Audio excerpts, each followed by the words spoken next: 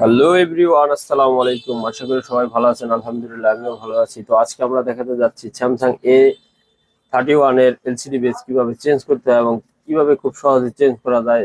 দেখতে থাকুন, দেখতে দেখতে আমরা দু চারটা কথা বলি। বেস গুলো চেঞ্জ করা কিন্তু খুব কঠিন কাজ নয়, এগুলো আপনার মনোযোগ দিয়ে শিখতে হবে এবং বারবার ট্রাই করতে হবে। ট্রাই করতে করতে হয়ে যাবে। প্রথমে হিট দিয়ে খুলবেন, 330 হিট রাখবেন, এয়ার 30 সুন্দর করে পরিষ্কার করে নেবেন। পরিষ্কার করার পর রানিং ওভার দিয়ে ঘষে নেবেন।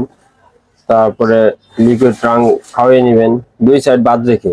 এই সাইডে চার্জ হয় ওগুলা দেখেন, আমি এগুলো বাদ দিয়ে রেখেছি।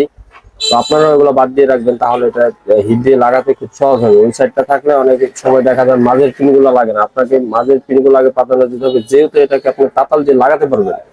সেই ক্ষেত্রে কাজটা এইভাবে করার ট্রাই করবেন, সহজ হবে, সহজ মাধ্যম। আর হিট রাখবেন 330, এর উপর রাখলে বেশটা পুড়ে যেতে পারে।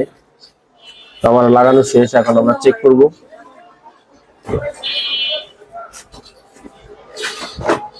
চার্জ দিয়ে আগে দেখবো হয় কিনা। আলহামদুলিল্লাহ আমাদের সেটটা কমপ্লিট হয়ে গেছে।